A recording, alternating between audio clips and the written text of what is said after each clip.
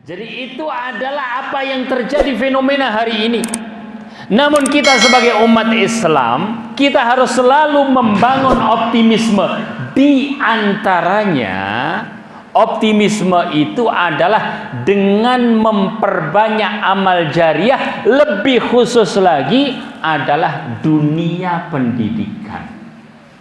Dunia pendidikan. Jadi sekolah ini luar biasa. Sekolah ini harus kita dukung dengan sangat-sangat luar biasa. Itu yang akan mengawal anak-anak kita. Kenapa Bapak Ibu sekalian misalnya memasukkan putra-putrinya di pesantren? Karena kita yakin pesantren itu mengajarkan yang baik. Loh Pak Ustadz, kemarin ada berita itu nggak karu-karuan di pesantren. Ternyata setelah diteliti-teliti itu pesantren Syiah. Pesantren Syiah. Ya. Dan selalu saja ada kekurangan-kekurangan. Tetapi secara global, ya, pesantren-pesantren Ahlus Sunnah wal Jamaah adalah pesantren yang mengajarkan Islam yang rahmatan lil alamin. Ya. Islam yang akan mengawal keturunan-keturunan kita, anak-anak kita sampai berakhirnya dunia ini. Itulah kita menjadikan amal-amal jariah kita. Ya. Itulah kita menjadikan amalan-amalan kita itu tetap berpahala untuk kita. Ya kita bersolawat kepada Nabi Shallallahu Alaihi Wasallam. Sebab ya Allah Subhanahu Wa Taala memerintahkan membalas Nabi itu dengan solawat diantaranya. Ya karena kebaikan beliau. Tapi kalau kita misalnya kepada Mbah Dul rahimahullah misalnya, ya kepada orang-orang yang sudah mendahului kita misalnya, ya kita nggak disuruh bersolawat kan, kita cukup mendoakan, ya, cukup mendoakan. Begitu pula kita ingin didoakan oleh orang-orang setelah kita adalah dengan cara memperbanyak amal-amal jariah. Ya kita alhamdulillah masih Allah Subhanahu Wa Taala berikan kesempatan untuk banyak berbuat baik. Ya. Jam 7 teng Pak ya. Lu bisa dikira. Tambahin ya. Jadi Abdullah bin Abbas, bukan Abdullah bin Abbas, Al-Abbas. Al-Abbas niku sinten? Ya, Al-Abbas itu adalah paman Rasul sallallahu alaihi wasallam. Al-Abbas itu suatu hari dalam keadaan sakit, dan sakitnya sakit yang ya cukup berat, cukup berat dan kemudian sampai ketika didatangi sama Nabi mengisyaratkan, kalau memang saya ini sudah dikehendaki ingin kembali, mungkin bisa ya disegerakan. Apa kata Nabi? Wahai Abbas, engkau jangan berkata begitu. Jika Allah panjangkan usiamu, maka ada dua hal.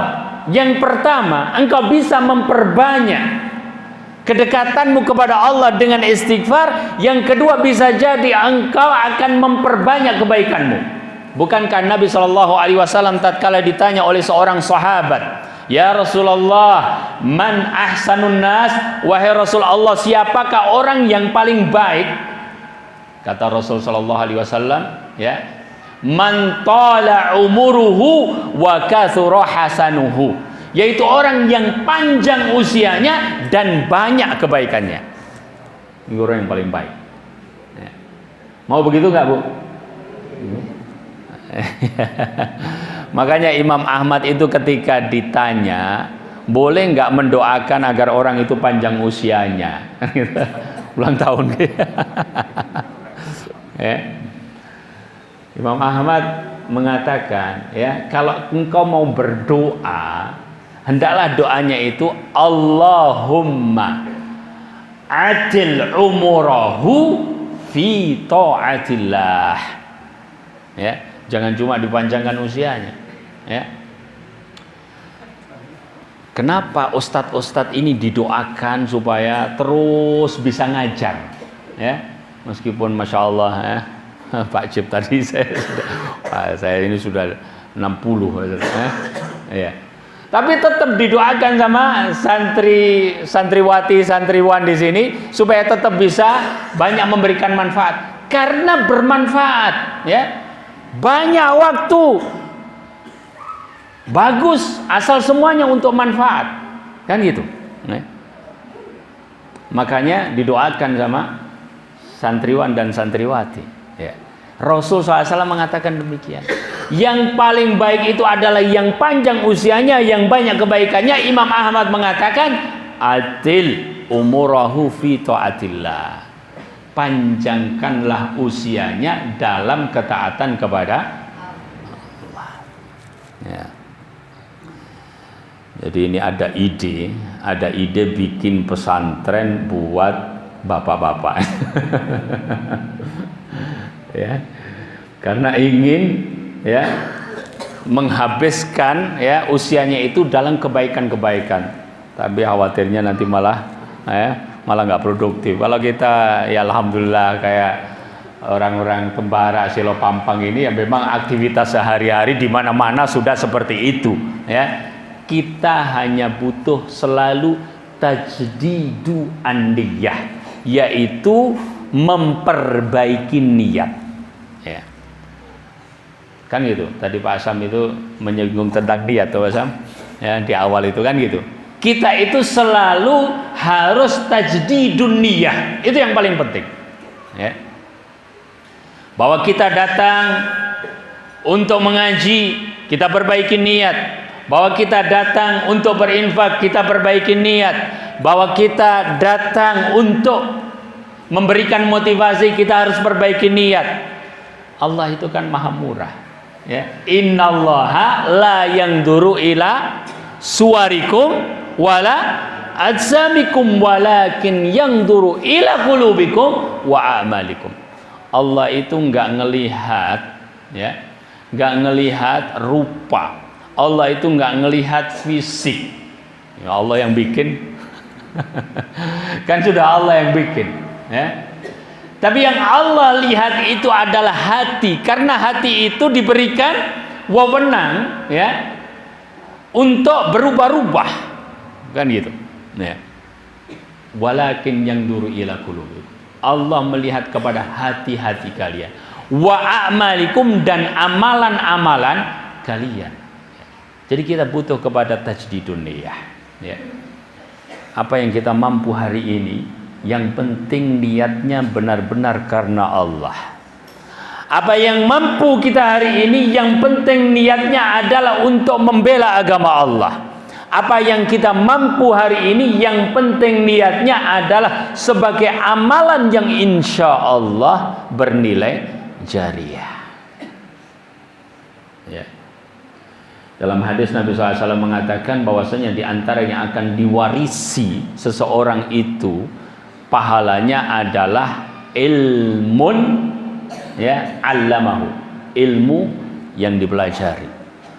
Berarti para ustadz-ustadz ini kan mengajarkan itu. Au masjidin banahu, atau masjid yang dibangun. Tugas bapak-bapak, ibu-ibu tadi, menegakkan masjid, ya, menegakkan masjid. Karena subhanallah, kalau kita kembali kepada internal umat Islam, kira-kira umat Islam itu mendapatkan porsi pelajaran yang paling banyak tentang agama mereka itu di mana? Kira-kira di mana, Pak, Bu? Pesantren yang pertama, yang kedua di masjid. Ya dua itu, ya. Ya pesantren, ya masjid, ini adalah porsi yang paling banyak. Saya bisa baca bahasa Arab begini juga pesantren, kan gitu, ya. Ya. Jadi porsi agama kita itu, ya, dari semenjak dahulu sampai hari ini, ya, khususnya di bangsa kita ini, yang terbanyak adalah di masjid-masjid dan di pesantren-pesantren. maka kita perlu pertahankan masjid, kita perlu pertahankan pesantren, kita dukung segala kegiatan ilmiah yang ada di masjid dan di pesantren.